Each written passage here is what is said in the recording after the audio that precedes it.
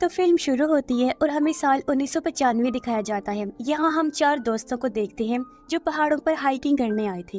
इनमें एक का नाम पॉल होता है। ये जगह काफी पुरानी थी। इन्हें कुछ कबीले के लोग और उनके मंदिर भी देखते हैं, जो चीजें इन्हें काफी पसंद आई। ये जब एक पहाड़ की चोटी पर गई तो यहाँ पॉल को अजीब सी आवाज सुनाई देती है, जो और किसी को सुनाई नहीं दे रही थी। वो आवाज का पीछा करते हुए आगे बढ़ा, पर तभी वहाँ बने काफी बड़े गड्ढे में वो गिर जाता है। उसके दोस्त भी फौरन गड्ढे के पास आ गए। पॉल का एक दोस्त रस्सी के सहारे नीचे गड्ढे में जाता है और वो देखता है कि ये एक केव यानी कि गार है। वो देखता है कि पॉल वहाँ पर गुमसुम बैठा कहीं खोया हुआ था और मंत्र पढ़ रहा होता है। वो अपने सामने बने एक स्केलेटन ढांचे को देख रहा था, जिसका साइज आम स्केलेटन्स की निस्बत काफी बड़ा था। उस बड़े स्केलेटन के चारों तरफ और भी कई सारे छोटे स्केलेटन्स थे, जिनका साइज आम लोगों जैसा था और वो सब उस बड़े वाले के सामने झुके हुए थे। पर ये देखकर पॉल के दोस्त को कुछ समझ नहीं आती, इसलिए वो उसके पास गया। पॉल बिना हिले जुले उसे कहता है कि दूर रहना मुझसे, अगर तुमने मुझे छुआ तो तुम लोग मारे जाओगे। पर उसका दोस्त इस बात को नजरअंदाज करके पॉल को अपने कंधे पर उठाकर बाहर ले आते हैं। इन्हें सामने एक लकड़ी का बना हुआ घर दिखाई दिया, जिसके अंदर ये पॉल को ले आते हैं। यहाँ बर्फ पड़ना शुरू हो गई थी, यानी कि ये चारों लोग अब यहाँ से नहीं निकल सकते थे। अब पॉल के पास अपनी एक दोस्त को छोड़ के 2 दोस्त बाहर जाते हैं खाने का इंतजाम करने के लिए। पॉल अभी भी अपने होश में नहीं था। पॉल की दोस्त देखती है कि उसने हाथ में म्यूजिक बजाने वाला इंस्ट्रूमेंट पकड़ा हुआ है, जिसे उसकी दोस्त लेकर बजाने लगती है। कुछ देर बाद जब वो बाहर आई तो उसे बर्फ में अजीब सा काला साया दिखाई देता है, जो उसकी तरफ ही बढ़ रहा था। उसकी दोस्त अपनी जान बचाने के लिए वापस घर के अंदर आ गई और दरवाजे को बंद कर देती है। वो साया इनके घर तक आकर दरवाजे पर दस्तक भी करता है, जिससे वो काफी डर जाती है, मगर कुछ देर बाद वो चला गया। अब जब इनके दोस्त आए तो पॉल की वो दोस्त इन्हें बता देती है कि मैंने बाहर किसी डरावने साये को देखा। पर दोनों कहते हैं कि बाहर तो कोई भी नहीं है, लेकिन वो अभी भी काफी डरी और बौखलाई हुई थी। अब ऐसे यहाँ इनका दूसरा दिन हो जाता है। रात होने पर सब सो जाते हैं, लेकिन आधी रात को पॉल उठकर अपने उसी दोस्त के कान में कुछ कहता है जो उसके साथ रुकी थी। अब जैसे ही सुबह हुई ये लोग देखते हैं कि पॉल घर पर नहीं है। कोई भी नहीं जानता था कि वो कहाँ गया, पर जब इन्होंने बाहर की तरफ देखा तो पॉल के पैरों के निशान बने हुए थे। इसलिए ये लोग निशानों का पीछा करते हुए पॉल तक पहुँच जाते हैं, जो चट्टान के किनारे पर बैठा हुआ था। उसके हाथ में वही म्यूजिकल इंस्ट्रूमेंट था जिसे वो बजा रहा होता है। पॉल का दोस्त उस पर गुस्सा करने लगता है कि तुम क्यों हमें बिना बताए आ गई, जानते हो हम तुम्हारे लिए कितना परेशान हो गए थे। लेकिन पॉल कोई जवाब नहीं देता, बल्कि मंत्र पढ़ने लगता है। अब ऐसा होते ही उसकी वही दोस्त जिसके कानों में उसने कुछ कहा था, वो अपना कंट्रोल खो देती है। वो अपने दोनों दोस्तों पर हमला करके उन्हें मार देती है। वो फिर पॉल को गौर से देखने लगी। पॉल भी उसी की तरफ देख रहा था, जिसके बाद उसकी वो दोस्त अपनी भी जान ले लेती है। ऐसा लग रहा था जैसे इन तीनों को पॉल ने ही मारा हो अपने कंट्रोल में करके। इसके बाद कहानी 23 साल आगे बढ़ती है और हम 2018 में आ जाते हैं। यहाँ हम जेम्स नाम के एक आदमी को देखते हैं, जिसकी वाइफ और बेटे की कार एक्सीडेंट में हाल ही में मौत हो गई, जिस वजह से वो अकेला पड़ गया था। वो एक सिक्योरिटी शॉप को चलाता है और अपनी फैमिली को बहुत याद करता है, उनके गम से नहीं उभर रहा होता। अब जेम्स एक होटल में जाता है, जहाँ वो अपनी बर्थडे का कूपन दिखाता है। अब हालांकि आज उसकी बर्थडे भी नहीं थी, कूपन पर 3 दिन पहले की डेट लिखी हुई थी, लेकिन फिर भी होटल वाले उसका कूपन कबूल करके उसे मुफ्त में खाना देते हैं। इसके बाद जेम्स जब घर आया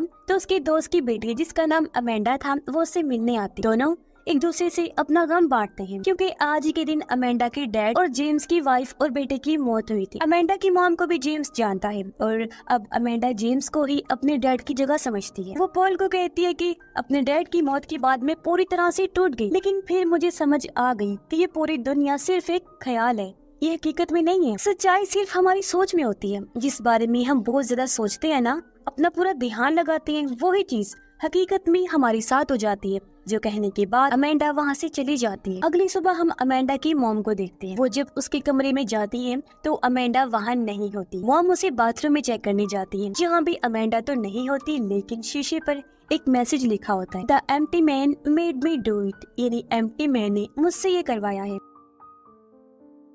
पर अमेंडा की मॉम को इसकी जरा भी समझ नहीं आती, इसलिए वो यहाँ जेम्स और पुलिस को बुला लेती है। तब जेम्स इस पर छानबीन करने लगता है। उसे अमेंडा के कमरे से एक इंस्टीट्यूट का पम्फलेट मिलता है, जिसके पीछे टुल्पा लिखा हुआ था। इसलिए अगले दिन वो स्कूल में जाकर अमेंडा की दोस्त से मिला। अमेंडा की दोस्त जब जेम्स की कार में बैठी होती है तो तभी उसे वहाँ एक साया दिखाई देता है, जिसे देखकर वो काफी डर जाती है। फिर वो बताने लगती है कि 2 दिन पहले हम सारे दोस्त अमेंडा के साथ एक पुल पर गए, जहाँ हमें अमेंडा ने एम्प्टी मैन के बारे में बताया था और कहा था कि वो यहाँ का काफी पुराना लेजेंड है। मतलब वो हकीकत में नहीं रहता, बस लोगों के ख्यालों में, उनकी सोच में रहते हैं, और जो लोग उस पर यकीन रखते हैं, ख्यालों में उसे देखते हैं, तो वो किसी जरिए से उनसे बात भी करता है। एम्प्टी मैन को मानने वाले उसकी पूजा भी करते हैं और वो उनके हिसाब से उनकी ख्वाहिशें भी पूरी करता है और वो लोग उस पर पूरी तरह से यकीन रखते हैं। आगे उसकी दोस्त बताती है कि अमेंडा ने ये भी कहा था कि शाम के टाइम अगर तुम पुल पर पड़े किसी खाली बोतल में फूंक मारोगी,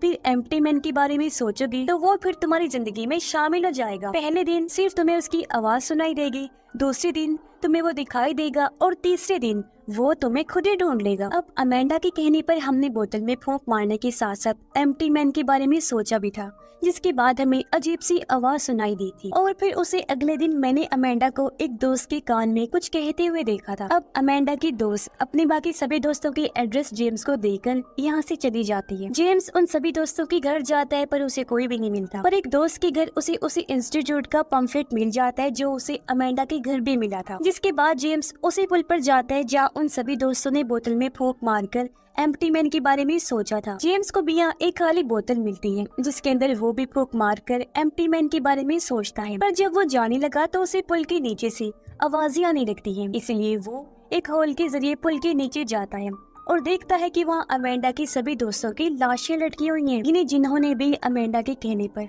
बोतल वाला वो सब कुछ किया था, वो सब मारे जा चुके। साथ ही यहाँ वही मैसेज भी लिखा हुआ था जो अमेंडा के वॉशरूम के शीशे पर लिखा था, यानी the empty man made window. अब जेम्स को कुछ भी समझ नहीं आती और वो इस बारे में पुलिस को बता देता है। अब अमेंडा की वो दोस्त जिसने सारी बात जेम्स को बताई थी, उसकी भी अचानक मौत हो जाती है और उन सब को देखने से यही लग रहा था जैसे उन्होंने खुद अपनी जान ली है, पर जेम्स को ऐसा नहीं लगता। इसलिए वो इस चीज की इन्वेस्टिगेशन करता है। वो इंटरनेट पर उसी इंस्टीट्यूट और टुल्पा के बारे में सर्च करता है। उसे पता चलता है कि वो इंस्टीट्यूट असल में एक ऐसे ऑर्गेनाइजेशन है जो किसी ग्रुप का हिस्सा है, यानी वो एक कल्ट है और उन लोगों का मानना है कि किसी के भी बारे में ध्यान लगाने सोचने पर उस चीज को हकीकत में लाया जा सकता है। अब ये सब पढ़ने के बाद जेम्स उसी इंस्टीट्यूट में जाता है जहाँ उसे एक फॉर्म दिया जाता है फिल करने के लिए, जो यहाँ आए हर इंसान को फिल करना पड़ता है, पर जेम्स वो फिल नहीं करता और आगे बढ़ जाता है। उसे इंस्टीट्यूट का हेड दिखाई देता है जो लोगों को स्पीच दे रहा था और उसकी बातें हूबहू वैसे ही थी जैसी अमेंडा ने जेम्स से कही थी, जिसके आखिर में वो कहता है कि ये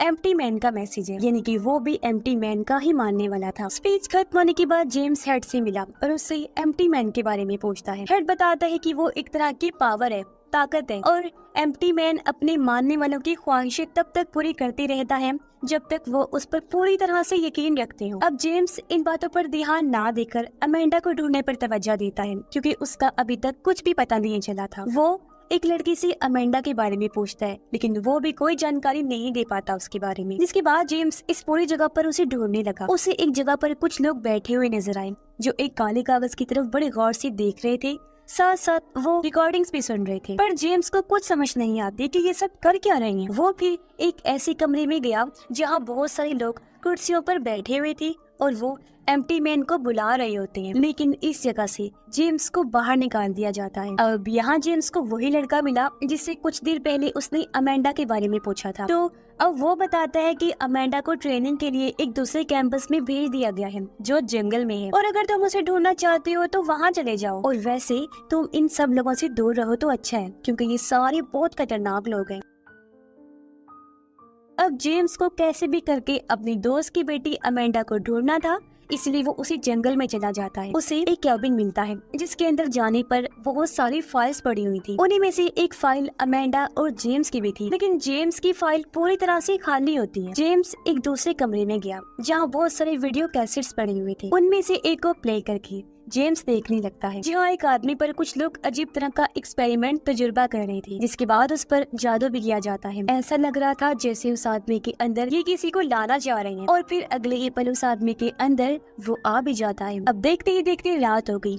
जेम्स को बाहर से आवाजें आने लगती है। वो जब चेक करने गया तो बहुत सारे लोग आग के चारों तरफ मंत्र पढ़ते हुए घूम रहे थे। जेम्स उन्हें गौर से देख रहा था और अब आग अचानक से आसमान की तरफ जाने लगती है, जो देख पूरी तरह जेम्स घबरा जाते हैं। पर वो सारे लोग जेम्स को देख चुके थे। उसे मारने के लिए वो जेम्स की तरफ बढ़ने लगते हैं, पर वो अपनी जान बचाने के लिए गाड़ी लेकर यहाँ से भाग निकलता है। वो सीधा पुलिस स्टेशन आया और उस ऑर्गेनाइजेशन के बारे में पुलिस को बता देता है, पर कोई भी उसकी बात पे यकीन नहीं करता। इसलिए अब वो अमेंडा की मॉम के पास आता है। उन्हें बताता है कि अमेंडा एक ऐसे कल्ट का ग्रुप का हिस्सा है जो एम्प्टी मैन पर यकीन रखते हैं और उसकी पूजा करते हैं। तभी जेम्स के पास कॉल आती है और कोई उसके कानों में सीटी बजाता है। फोन रखने के बाद जेम्स अमेंडा की मॉम को बताता है कि कल्ट के लोग बहुत खतरनाक हैं, वो एम्प्टी मैन के लिए कुछ भी कर सकते हैं और उन्होंने ये उन सभी बच्चों को मारा है। तुम्हारी भी जान को खतरा है, इसलिए मैं तुम्हें किसी सेफ जगह पर ले जाना चाहता हूँ। इतना कहकर जेम्स उसे अपने साथ ले गया। असल में ये दोनों एक दूसरे से प्यार करते थे, पर कभी बता नहीं पाई। जेम्स उसे एक होटल में छोड़कर कहता है कि तुम यही रहो, यहाँ तुम बिल्कुल महफूज रह सकती हो। अब रात को जेम्स जब सो रहा था तो डर की वजह से उसकी आँख खुल गई। वो देखता है कि एक साया मेरी तरफ आ रहा है। जेम्स उसे मारने की कोशिश करता है, पर साया वहाँ से गायब हो चुका था। अगले दिन जेम्स फिर इंस्टीट्यूट के बाहर पहुँचता है। उसने देखा कि वो लड़का जिसने उसे अमेंडा के बारे में बताया था, वो कुछ लोगों के साथ कहीं पर जा रहा है। जेम्स उनका पीछा करता है। वो लोग एक हॉस्पिटल में आते हैं, तब उनके पीछे जेम्स भी अंदर चला जाता है। वो देखता है कि वो सारे लोग एक आदमी के सामने झुक गए हैं, जो बेड पर पड़ा है और पिछले कई सालों से कोमा में है। जेम्स को कुछ समझ नहीं आती, इसलिए जब वही लड़का बाहर निकलता है तो जेम्स उसे पकड़ लेता है। वो उसे बुरी तरह पीट कर पूछता है कि तुमने मुझे जंगल में क्यों भेजा था। तब वो लड़का बताता है कि मुझे मेरे ग्रुप वालों ने ऐसा करने को कहा था कि तुम उस जंगल में जाओ। जेम्स बेड पर पड़े उस आदमी के बारे में पूछता है। तब वो लड़का बताता है कि एम्प्टी मैन उस आदमी के जरिए हमसे बात करता है, पर जेम्स को कुछ समझ नहीं आती, इसलिए वो अगले दिन दोबारा इंस्टीट्यूट आया। वो अब उस जगह पर जाता है जहाँ सारी फाइल्स रखी हुई थी। उसे वहाँ 14 नंबर की फाइल मिलती है जो सबसे अलग पड़ी थी। और अब जैसे जेम्स इस फाइल को खोलता है तो वो पूरी तरह से हैरान रह जाता है, क्योंकि ये और किसी की नहीं बल्कि जेम्स की ही फाइल थी, जिसमें उसकी फैमिली के बारे में सारी जानकारी थी और उसका वही बर्थडे वाला कूपन भी था जो 3 दिन पहले उसने इस्तेमाल किया था फ्री का खाना खाने के लिए। जेम्स की तस्वीर में थी, जो देखकर वो पूरी तरह से हैरान रह गया, लेकिन ये सब उसकी समझ से बाहर था, इसलिए वो दोबारा उसी हॉस्पिटल में आता है। वो उस कोमा वाले आदमी को गौर से देखता है, फिर रिसेप्शन पर जाकर लेडी से पूछता है कि वो आदमी कौन है। वो औरत कहती है कि मुझे नहीं पता वो कौन है, वो पिछले 23 सालों से कोमा में पड़ा है। और अब जब जेम्स उस आदमी के कमरे में जाता है तो वो देखता है कि अब यहाँ पर अमेंडा भी है, जो उस आदमी की देखभाल कर रही थी। जेम्स उससे पूछता है ये आदमी कौन है। अमेंडा बताती है कि एम्प्टी मैन अपने लिए 500 सालों में एक ऐसे इंसान को चुनता है जिसके जरिए एम्प्टी मैन हमसे बात करे, और पिछले 23 साल से इसके जरिए ही एम्प्टी मैन हमसे बात कर रहे हैं, क्योंकि ये भी उसका चुनाव है।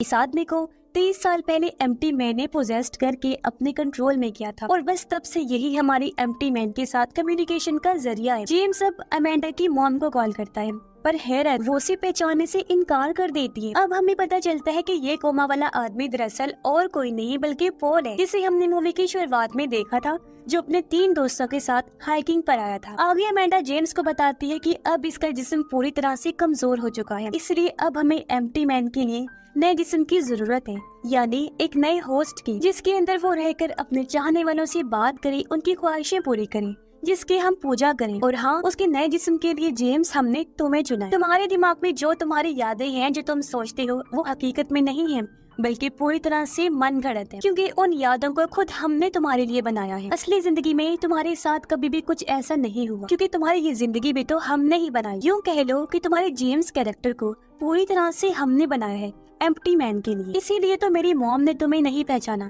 क्योंकि वो तुम्हें जानती ही नहीं, कभी उसके साथ तुम्हारा टाइम नहीं गुजरा। और जो तुम सोचती थी कि मेरी मॉम और तुम एक दूसरे से प्यार करती हो, वो याद भी मैंने ही तुम्हारे दिमाग में बनाई थी, क्योंकि एम्प्टी मैन का जो नया होस्ट हो, उसके अंदर इस तरह के जज्बात, साथ साथ खौफ और शर्मिंदगी, एहसास, ऐसी चीजें होना बहुत जरूरी है, क्योंकि वही जिस्म एम्प्टी मैन के लिए बिल्कुल परफेक्ट रहते हैं, जिसमें एम्प्टी मैन समा सकता है, क्योंकि ये जज्बात उस इंसान को मजबूत बनाते हैं, इसलिए वो इंसान एम्प्टी मैन को सह पाता है। और इस तरह के जिस्म को ही टुल्पा कहते हैं। और अब से तुम हमारे नए टुल्पा हो। और अब जेम्स तड़पने लगता है, उसका दिमाग पूरी तरह से उस जगह पर चला जाता है जहाँ आज से 23 साल पहले पॉल उस स्केलेटन के सामने बैठा हुआ था। और अब देखते ही देखते एम्प्टी मैन जेम्स को भी पोजेस्ट करके पूरी तरह उसके अंदर चला जाता है और उसे अपने कंट्रोल में कर लेता है, पर इस वजह से जेम्स बेहोश हो जाता है। होश आने पर वो अपने घर चला जाता है, जहाँ उसे पूरी तरह से यकीन हो गया था कि अब मैं सच में इंसान नहीं रहा बल्कि